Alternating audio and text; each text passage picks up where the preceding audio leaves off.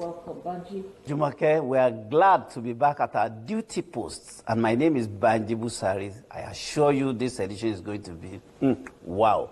So keep watching. So today on Summit, we'll be talking about the brain drain in the health sector. This Japan syndrome is actually affecting the health sector massively. And we're going to be x-raying and looking at the pros and the cons and how it's affecting our economy. We all know how it's going. And we have to discuss that with us, Mr. Ademola Adibuki. He's a public affairs analyst and a friend of the House. You're welcome, sir. Okay. It's our pleasure to actually have you back. Oh, thanks, Jumoke. It's been quite some and time. Banji, nice being here again. Thanks for having me. Oh, well, it's home, it's home, it's home, it's home. So, and I want to say very good morning to viewers at home. Yeah, it's our pleasure to have you. Jumake has actually introduced the topic, brain drain. But this time around the health sector. Of course, we are all aware that the issue of brain drain is no news to us in this country. It affects the academia, that's the academic sector, health sector, and several other sectors, all the sectors.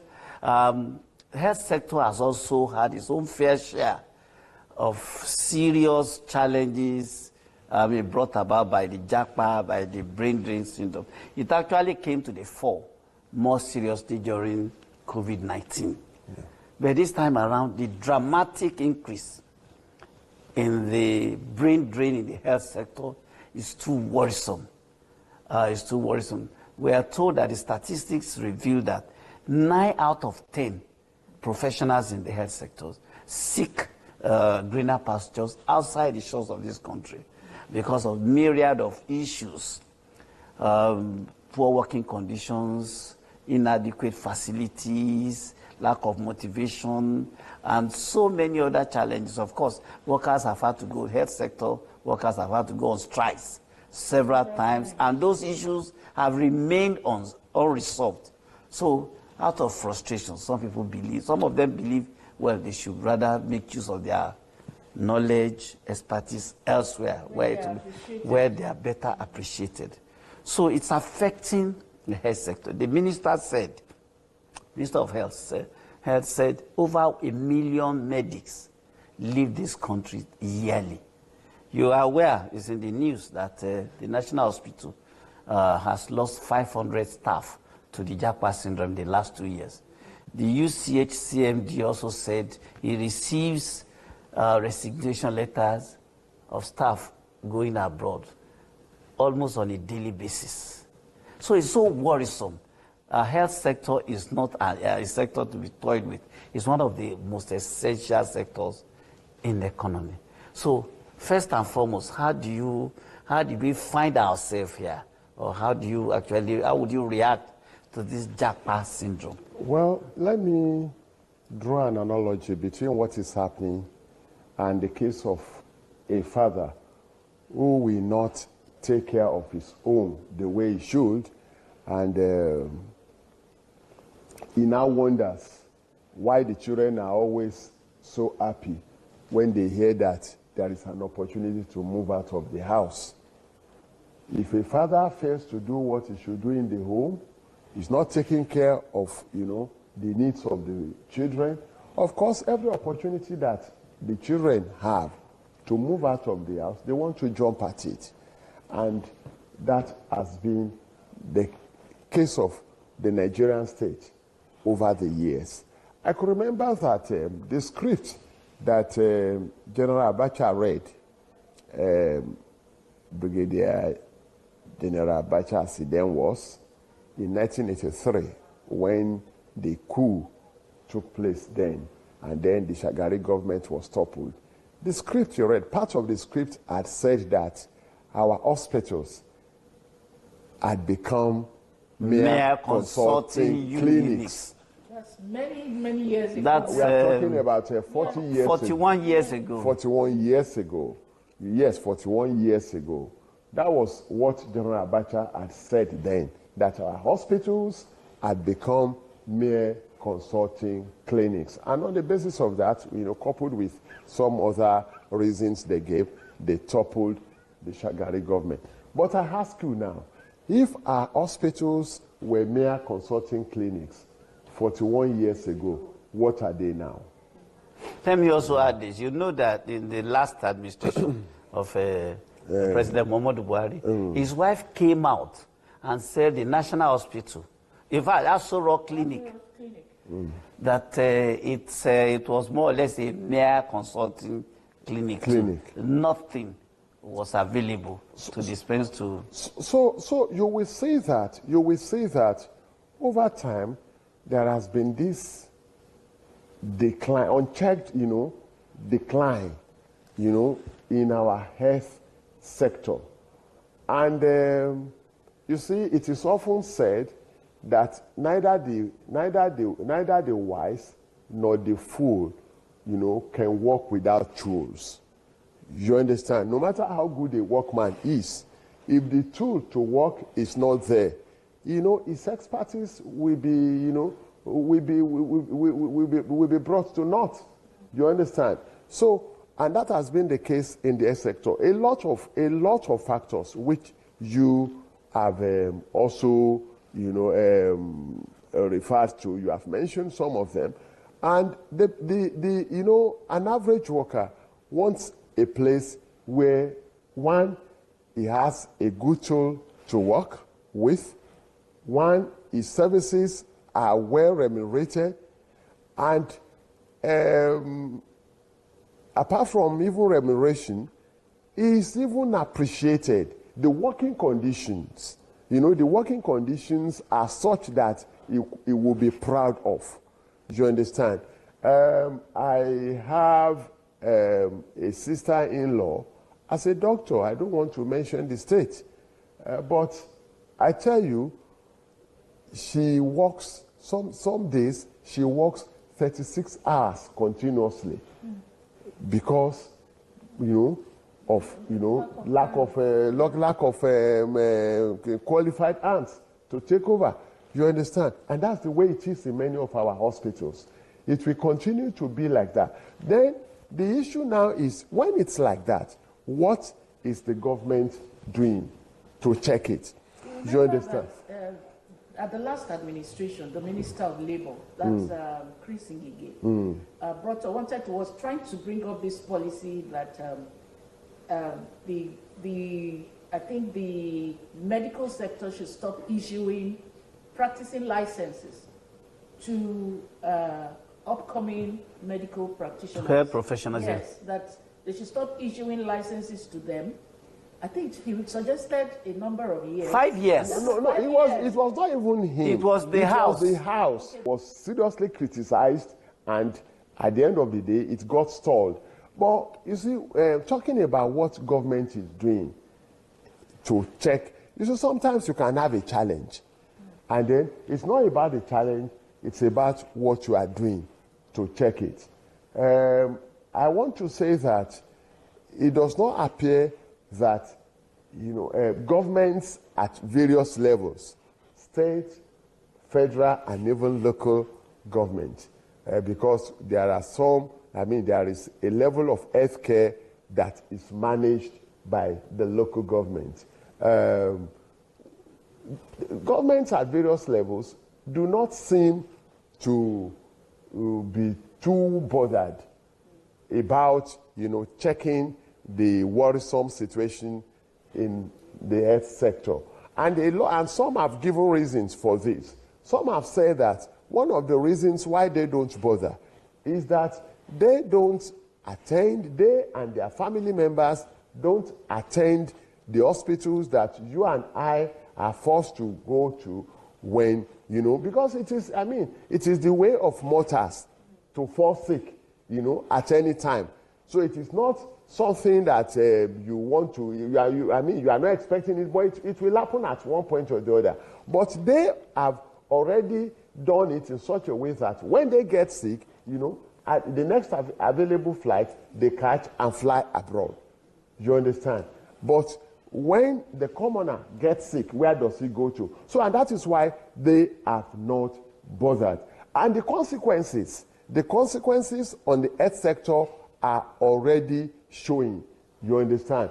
And the population of Nigeria It's just about 2% of the total population of the world. You understand? Our total population is just about 2% of the total population of the world. But I tell you, Nigeria is today responsible for 10% of, maternal mortality. What that means is that for every 10 women that die during childbirth, at least one must be a Nigerian. And you ask, where are even, much smaller countries than Nigeria? You have Niger, you have Benin. They don't even have such. You understand? So the government of Nigeria does not seem to be paying enough attention to this issue of brain drain in the health sector. When we talk of funding, what is the WHO recommended budget percentage? Yeah. You understand, for health? What is the Nigerian percentage for health? We don't even talk about it much. Most of the time we center on education. Education. Discussion about this issue in the health sector is quite low. So so the percentage of our budget, of health budget, falls far too low of WHO standard. The Nigerian situation was 1 doctor to 10,000 patients. One doctor. That's before before the Yes. So only God knows what it will be now. Only God knows what it will be now. So we now ask, is there a way out? Now, before we talk about the way out, the solutions, let's look at the situation more critically. Now, we are investing. That is not to say government is not investing in the training of the manpower. Look at the number of universities we have in these countries. Almost all the institutions have departments and faculties of medicine. In which case, government has actually invested so much in training these hands. And when they come out in their thousands, we eventually lose them to those who did not do anything and bring them. So what does that actually tell us? That we are using our money to train people that will not, at the end of the day, be useful to us. So how do you see us, checkmating that kind of scenario where people seek admission, they spend 7 years, and government is responsible for the training? Yes. At the end of the day, they are not of benefit. You see, in the health sector, like every other, like you have in other sectors, it is not just enough to train, to train doctors like you have just said. We train, yes, we train, but after training, you see, training is a continuous one. You understand? So that, you reskill and you upskill continuously. And how much, after training them, after giving them that foundational training, we need to also now invest in reskilling and upskilling of the personnel, which is lacking. If you go to an average hospital and you go and ask, you go and do maybe some researchers that can go and do this, when last did you attend any refresher course? You understand? And then you'll be surprised, maybe 5 years ago, and that is part of the attraction to our doctors. You now go to a place where every year you must go and upgrade your knowledge. So you want to go to such a place. Or like you stay here, even when, before they put your name, you must see one Oga, you must, see one, you must know one PS or one top shot before you are given what ordinarily should be taken for granted. Training and retraining, reskilling, upskilling is supposed to be a continuous practice in the health sector. The Nigerian state is investing because it costs so much to train a medical doctor. You understand? It costs so much. But the reason why they are leaving is, one of the reasons why they are leaving is that after we have trained them, after they have gotten the foundational training, you know, in the continuous training that they are supposed to have, they are not getting, you know. And then now coupled with other factors such as poor remuneration, you know, how many agreements has the federal government reached with Nigerian Association of Resident Doctors, NMA, you know, JOESU, Joint Health Workers Union, and all of them? You understand? How many agreements? And to what extent have those agreements been kept?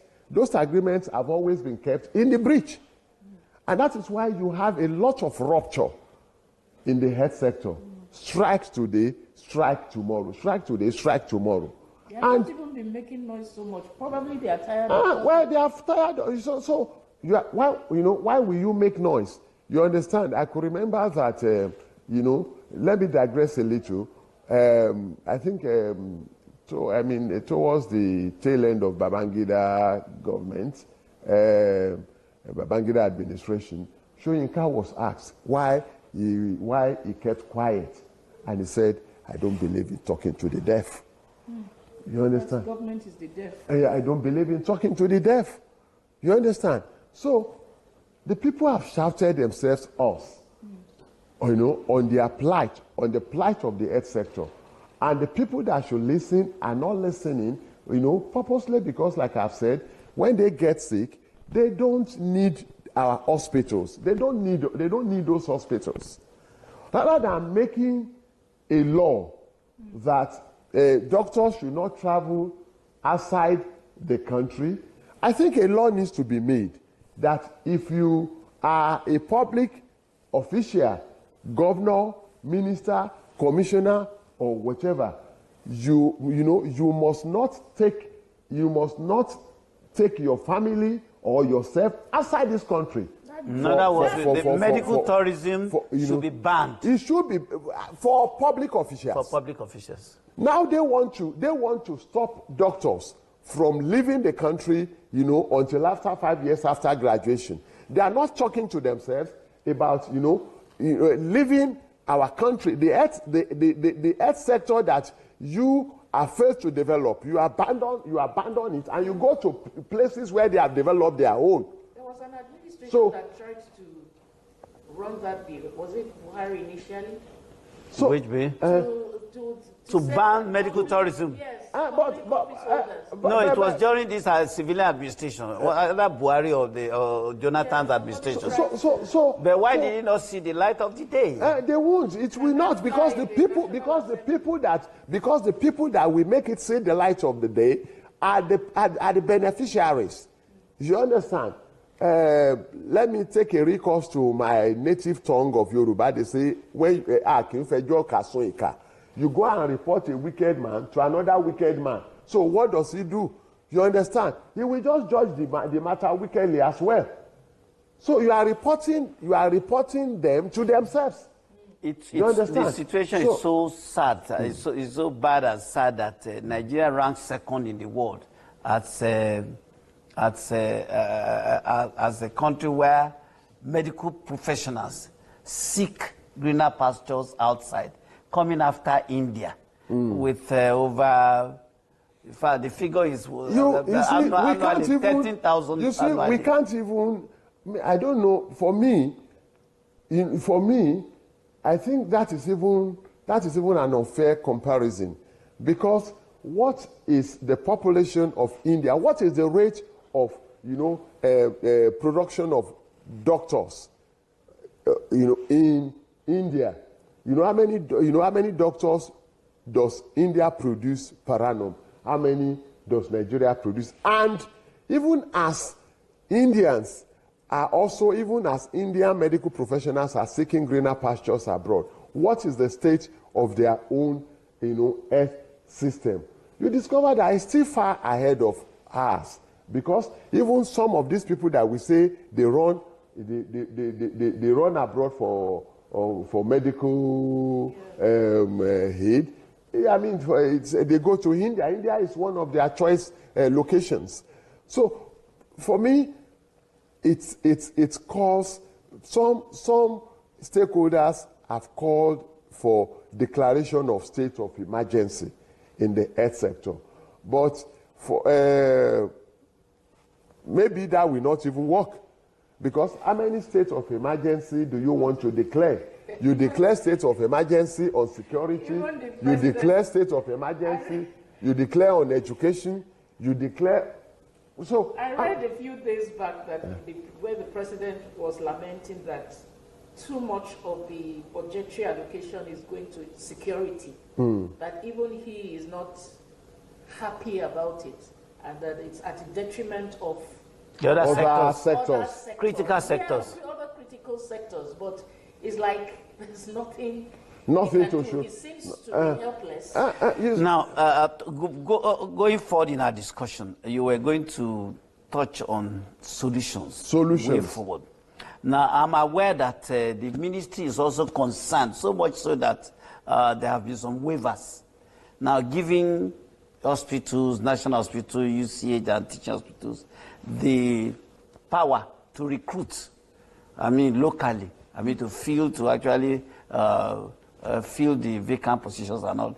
But it's been alleged that the authorities or the management of those institutions have abused that process, whereby they bring in non-professionals to replace the professionals that have exited the system. So that's one of the biggest issues that is confronting the health sector now. Another suggestion is that retired medical staff can be re-engaged on contractual basis and all of that. Now, all of this seems not to be working. Otherwise, the statistics you quoted earlier may not have actually happened if the health sector has been strengthened enough to actually cushion the effect of the people that are jackpying, if that's allowed, that are seeking greener pastures outside. You see, we like I said the other time, that a lot needs to be done to stop this. It is not just for you to wake up and you can't legislate this trend out. You can't legislate it out. You understand? There has to be, a strategic plan for, ensuring that the health sector receives the attention, the funding that it deserves. One, the facilities. Let me share an experience with you. Several years back, I was the public relations officer of the then NEPA, and in one of the states in the southwest here. And this day, some people just, drove to our office from Federal Medical Center, and they were pleading, please, we have come to beg that for between so hours and so hours, ensure that, there is power supply in our hospital, because we have a critical, surgical operation to carry out. And if life should go, that would be the end of that patient. You know what that means? And I want to ask you, how many they could run to us? Maybe how many people will have lost their lives in such a process? You understand? So, one, facility upgrade. You must not have, we know the state of power in this country. So, you must not have any hospital, especially places where critical surgical operation is being carried out and their generator is down. And you have that all around. So, facility upgrade. Then remuneration. We need to look at what is the attraction. What is the attraction? The attraction is that these doctors, when they go out, they are better paid. That is one of the attractions. So, excuse me. So, if the doctors, like the people they say they should go and recruit, that may not be the solution. Because even aside from the problem of recruiting non-professionals that you have mentioned, even when professionals are recruited, they are only on the queue to also japa when the opportunity exists. But I think the retired ones, they probably because those are people in their maybe 60, 70 years age bracket and all of that. But they may not be people that may be so fascinated by the... But I tell you something. Well, we can say that, but I don't know whether you read the story. About 2-3 years back, I think shortly after the pandemic, and then there was an interview in Abuja. You know, the Saudi, people came. They wanted to recruit doctors from here, and expectedly, it was a motley crowd of doctors who went there.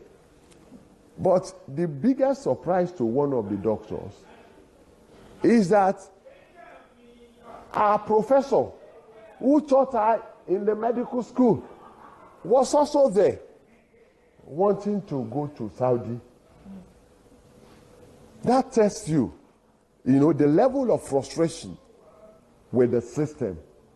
So you can't be too sure that some of the retired ants will also not want to go and seek their luck outside this country. Because I ask you, even the retired ones that you are talking about, how satisfied are they with their current situation?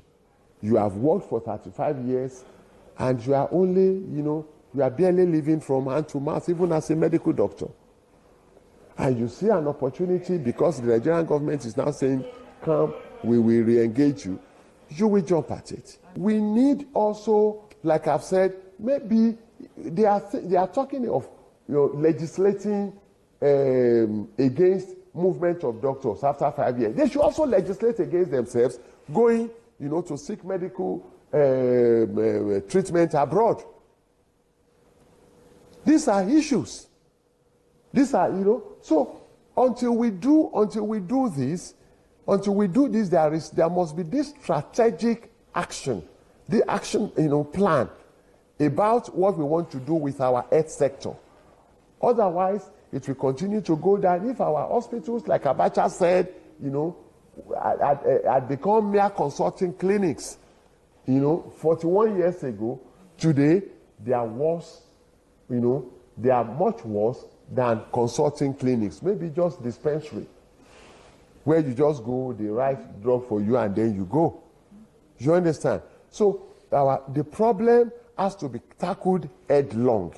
And it is not, for me, perhaps maybe there are things that are going on that I do not see as an outsider, as a bystander, in the health sector.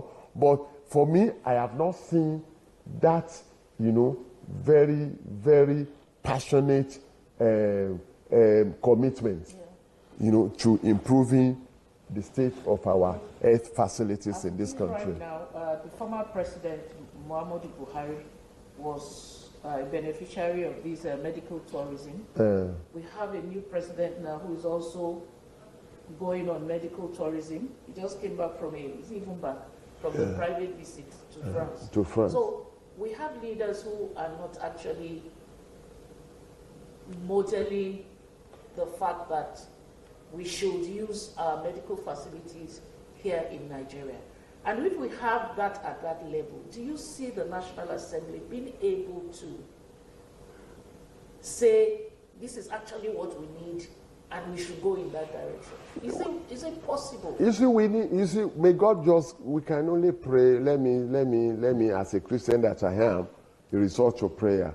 But you see, when God gives a nation, focused leadership, things will change.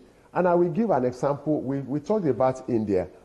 India today, if you go to any Western, and all these big brands, big fashion brands in Europe and America, Primark, M&S, House of Fraser and all of that, you buy any dress, and what do you see? made in India with M&S Primark, with M&S label, with Primark label, with YSL label, but made in India. Why? You see, all those brands are going to set up their factories in India because they know the labor is there. But it did not just happen. When Jawaharlal Nehru was the prime minister, he saw that even as rich as India is in cotton, they were still importing clothes from outside the country. And he made a statement. He said, if he banned, the importation of dresses from outside the country, and he said, if India cannot clothe herself, let her go naked. We need a leader like that that will say, you know what, whatever it is, we must, anybody that gets sick, if I'm the leader, I'm going to receive treatment here. Whatever treatment that the Nigerian hospital can offer me, you understand, I take. And thereby, you will be forced to develop the local health facilities. I gave the example of a father who will not take care of his home very well and is wondering why the children are going out are always happy to go to other homes. And the same father now feels that, okay, if you people are going out, I'm going to go and bring children from other homes. And he goes and brings the children, and he behaves the same way. And he behaves the same way. With those ones not stay, they will still desert him. So it's not about going to bring people from abroad or from other countries. It's about changing, our disposition to even our own, to our own. So if we will not take care of our own, and let me say this, that cannot work. No one can love this country more than Nigerians will love, their own country. Those people that are leaving the country, let no one accuse them of not being patriotic. You understand? It is not that they lack patriotism that they are leaving. It is because the system has forced them to leave. So if you go and bring people outside and you treat them the same way, you will still get the same result. All right, I think that's a good place to actually hang it. Thank you very much for your thoughts. Thank you as always. Thank you as always. All right, so that's our program this morning. We move on to the next segment, which is always showcasing what the administration of Governor Babajide Sanwo-Olu is achieving in the state. And that's where we draw the curtain this morning. Thanks for watching. I am Chimoke. Michael, see you again. Bye-bye. Well, as we round off this Administration of Governor Babajide Sanwo-Olu had a robust engagement in a fresh series of town hall meetings with the residents of Lagos West Senatorial District last week at the Balmoral Hall, Oregun, Lagos. The well-attended event was roll call of who is who in the state.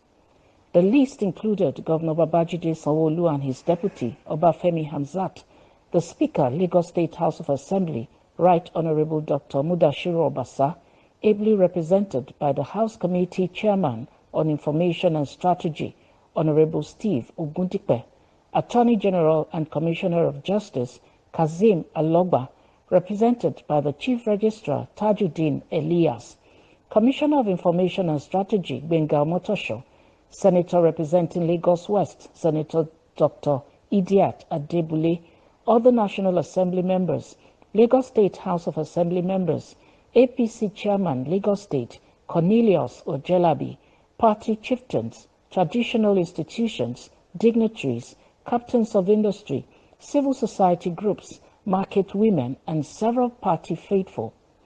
Welcoming the guests to the event, the Honorable Commissioner of Information and Strategy, Lagos State, Bengal Motosho, emphasized the significance of the town hall meeting, which he said was the administration's style of getting the input into the governance of the state. He therefore urged the residents to take full advantage of the forum to bring forth issues necessary to take Lagos to greater heights. The philosophy of the Sanwo-Olu Hamzat administration is that for democracy to maintain its essence, The active involvement of the people in governance must be encouraged, and that is what we are doing in Lagos. This is because the citizens, they are the bedrock of democracy. It is therefore in furtherance of this principle that we are gathered here today to further promote our agenda of running an open government, a transparent government, an all-inclusive government through the instrumentality of the Themes Plus agenda, the 6-pillar development plan of the administration. Where are we just holding a town hall meeting? Was it really feasible and we didn't do it?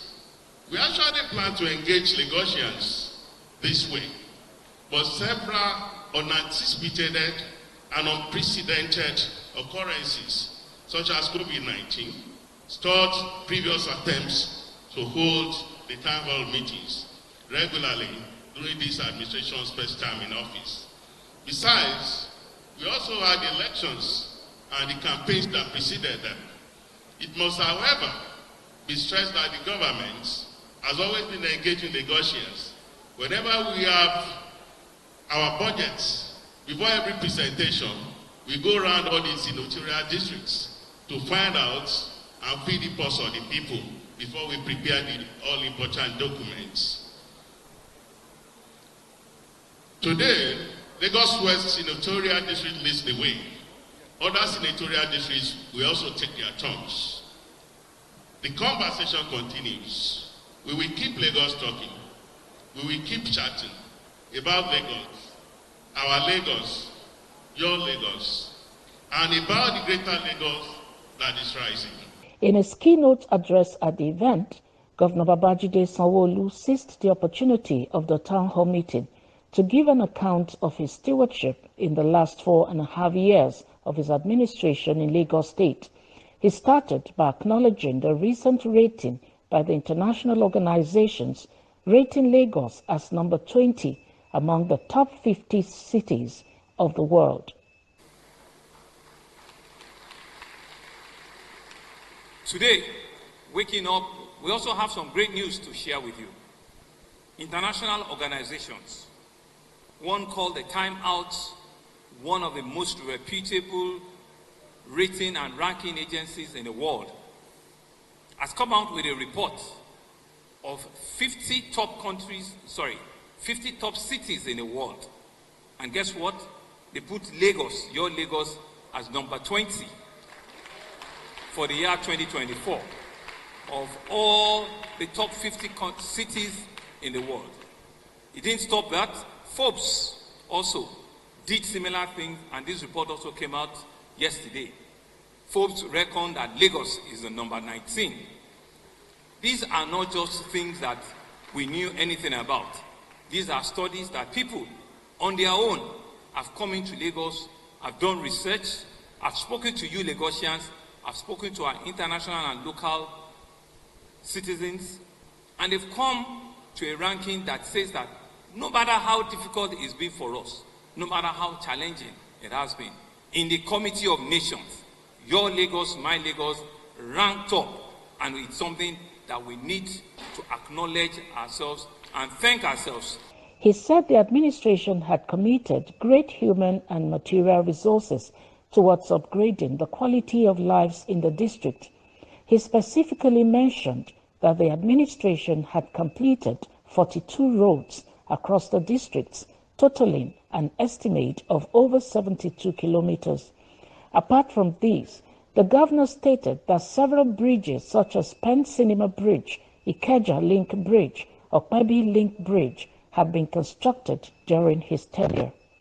But to mention the ones that are ongoing, in the second phase of our government, the construction of Babafemi Dada with a bridge, which is being done by CCCC, and the construction of Akeson Igodo Road, which is being done by Winchino, the replacement of Ijegun Ije-Ododo with the construction of Ijegun Ije-Ododo Road by Oceanic Construction, the construction of Abaraja Road in Alimosho, the construction of Ilieja Olaye with a bridge, at Rabia to Gedengbe Road, the construction of Lagos-Badagry, which is the final segment on that, the reconstruction of Irede Road in Amuwo, the construction of Hospital Road in Badagry, the construction and completion of Samuel Ekundayo Road, also in Badagry, the construction of Aradagun Musafejo Idodo Imeko Road, also in Badagry, the construction of Abiola Onigemo Link Road and Bridge in Ifako-Ijaye. Of course, the Okwebi Link Bridge, which I mentioned, all of the roads that we have in Ikeja axis here, which I'm sure we're completing, Shubwa Robiodo, Odudua Way, Odudua Crescent, Shashegbon, the access road at Oregun, the construction of Akakemberi Road, and there are several others, construction of reinforced concrete bridge at Erewe, Ilo-Basa Road, all of the new constructions we want to do in Antoni, inside Antoni, Ajao Estate, Johnson, Umaji roads, right, all inside Ajao Estates, I can go on and on. These are all roads development within the Lagos, West Senatorial District. In Agege, there's several, Olamekon Road, Olanrewaju, Dokas, Morayo, Okoba, Ajaibe, Adebola, Aino Aika, Orile Agege, Fagbola Road, and all of it, all within the construction that they are doing in the various parts, of the city. I will move quickly to our next pillar, which is under the health scheme. I'm sure you are aware that the general hospital that we're building in Ojo is also nearing completion. In that whole axis, we have not been able to put, a general hospital there, and I'm happy that the Ojo General Hospital, which is a 280-bed, is nearing completion, and we should complete it before the end of this year. We have constructed and completed the Badagry, Mother and Child Hospital, which has been handed over. We have worked with some of our local government. Have also improved 2 additional hospitals, one in Amuwo and the other one is in Ajeromi Felodun. The governor seized the opportunity of the forum to share the great news that the 37-kilometer-long proposed 4th mainland bridge would commence by April 2024. Governor Sanwo-Olu earned the applause of the market women when he disclosed that he intended to distribute a sum of 50,000 naira to a total of 1,500 women in Lagos West next month as part of his empowerment program. He also assured Lagosians that CNG buses would commence operation by the end of the year. In his address, the governor equally placed priority on the issue of security in the state. He said his administration was going to provide more patrol vehicles as well as gadgets to security agencies in order to boost the security in the state.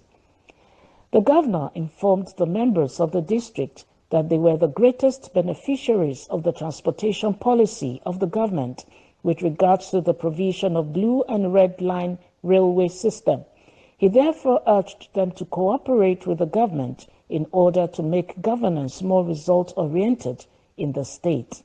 We've delivered the first phase of our rail project, and we're happy and we're excited that that first phase is even in this senatorial district. Is it not so? So when you take your rail from mile 2 and it's going all the way to Orile, it's still within the Lagos West senatorial district. It just crosses the water to get to Lagos Central. So you are still the one that is enjoying the rail the most. The phase 2 of the rail further even goes into the Lagos West senatorial district because it will take you all the way back to Okokomaiko. Is that not all Lagos West? And Lagos West you are enjoying, In response to the need for the establishment of Lagos State Airline by one of the residents, a former permanent secretary and a retired Auditor General, Ministry of Local Government in the state, Mohammed Hassan, the governor said the project had been in the pipeline for over 6 months, but his administration was waiting for an approval and operational contingency for the airline. The governor did not end his address without expressing his immense gratitude to the various stakeholders in his administration, particularly the traditional institutions. In the spirit of appreciation, some of the beneficiaries of the administration's benevolence expressed gratitude to the Sanwo-Olu-led administration. Good afternoon. Good afternoon, all. My name is Adepo Gabiola from Lagos State Shoemakers Association. On behalf of the Lagos State Shoemakers Association, I express my profound gratitude to our able and resilient Mr. Governor, Babajide Sanwo-Olu, for the great privilege of the 2022 On-Skill Capacity Program for artisans and tradesmen in Lagos State. This capacity building is an eye-opener and has helped me in the area of expansion. The training has equally expanded the faculty of my understanding of handling my business in different dimensions better than the way I do it.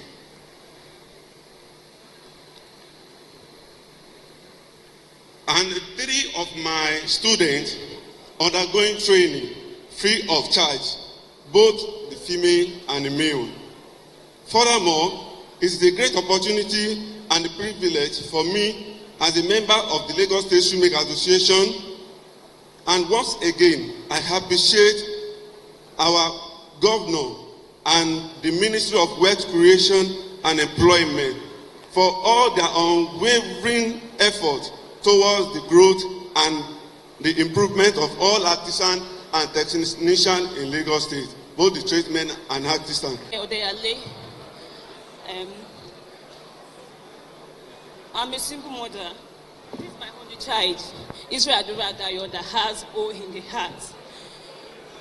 Israel Aduradayo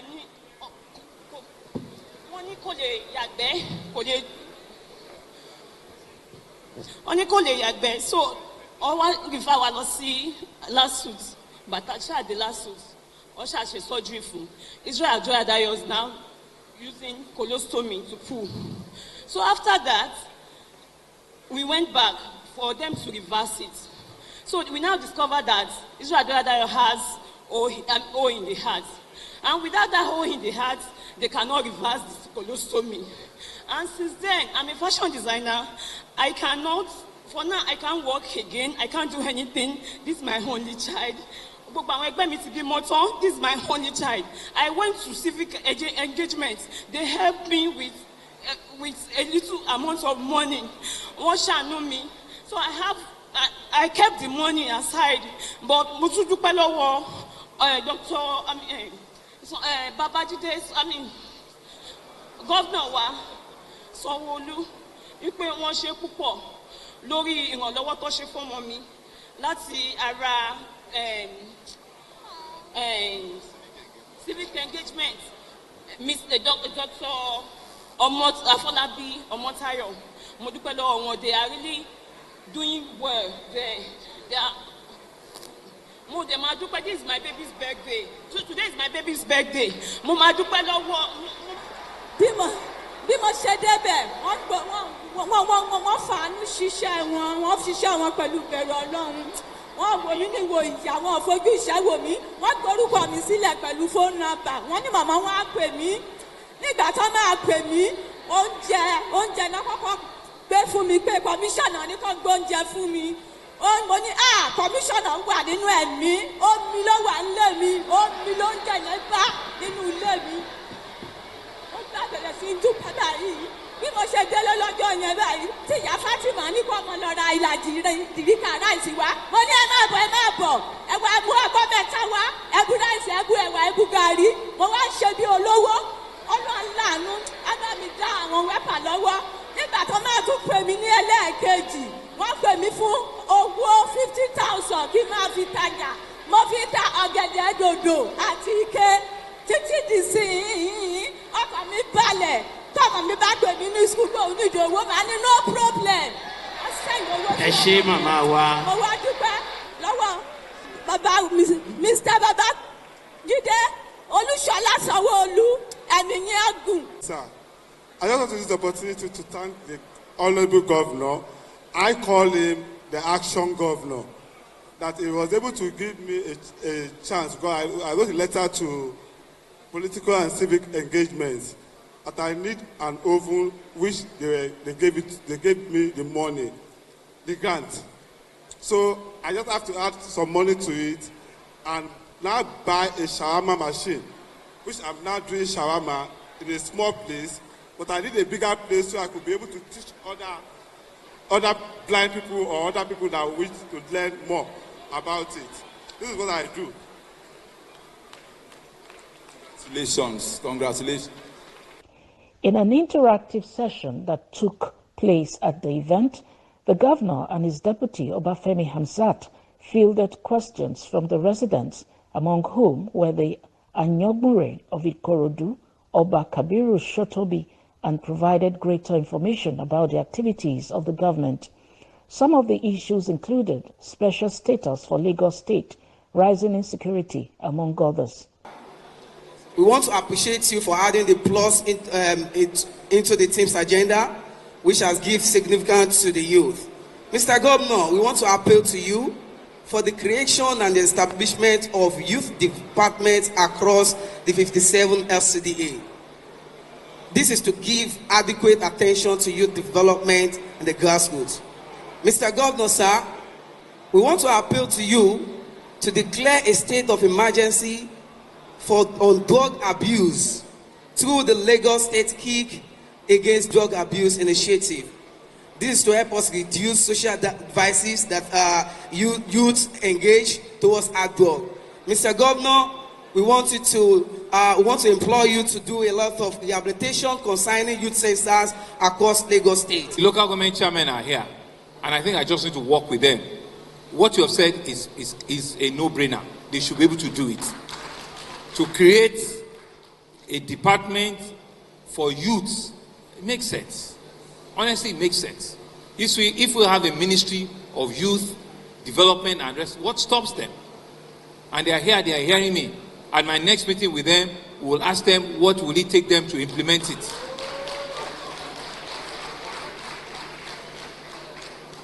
Chairman, let's be able to do it and create offices for them. That's the only way they can engage with you, they can sit with you, they can understand what you're doing, and they can appreciate, what you're doing at that grassroots level. A state of emergency on drug abuse, great point again. We're doing everything. That's one of the reasons why we're building, first, the infrastructure. We're building the biggest health rehabilitation home hospital in the country. One of the first things is for us to accept that we have a problem, and we have accepted that. We're working with NDLA, we're giving them support. We're working with all of our traditional rulers and CDCs. We're saying to our schools, our teachers at SUBEB, at various schools, that we need to be able to stop this menace. Good afternoon, sir. Now, from the deaf community, we appreciate your excellent speech, sir. We deaf group, we want to appeal the governor, sir, that we need enough interpreters in our hospitals in Lagos State. Secondly, our women are suffering. We need empowerment and support. The deaf youth. I'm told that the training, the hearing impediment is ongoing. And we're doing one at Igondo Training Center, especially for their wives. I'm sorry, especially for the vulnerable among them. You know, Abi? They said that we're doing it, right? But the point of having enough interpreters, in hospital, I think WAPA and Ministry of Health, they need to take that up. They need to take it up. So maybe they need more training. Right, the one you are doing at Igondo, maybe it's not enough, or maybe they are not, maybe there is a lot more that we need to do. And Ministry of Health, SA Health, they said in the hospital, they need to have a lot more interpreters so that they can communicate, when they have health challenges. Okay? Please. please, let's take it on board. No, it's what Mr. Olukoba, he has derived. Look at my paper to mention the special status.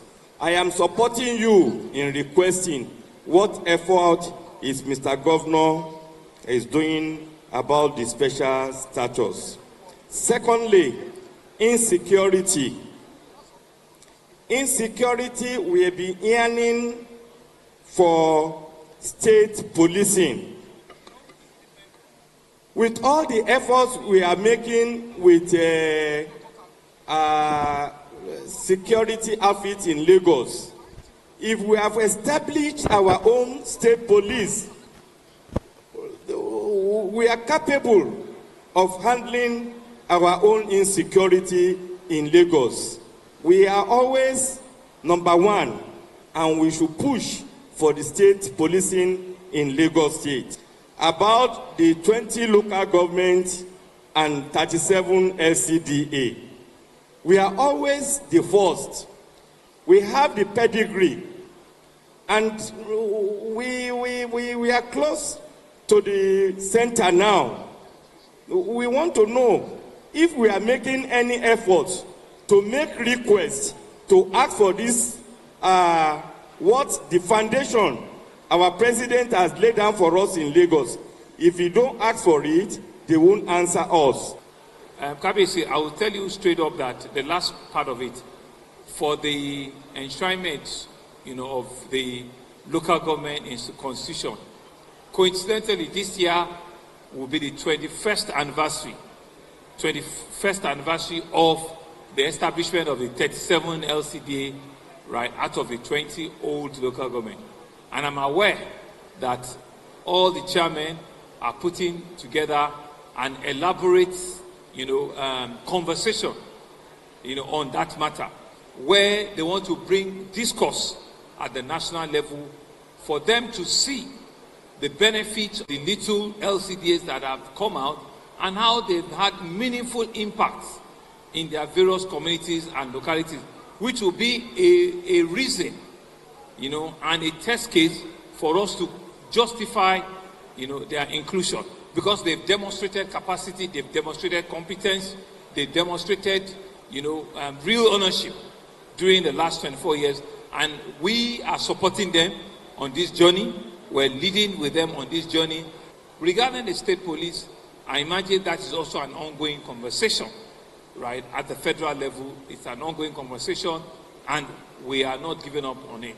But like I've said, we're a federation, it has to be a negotiation. It has to be, it's not just a pronouncement.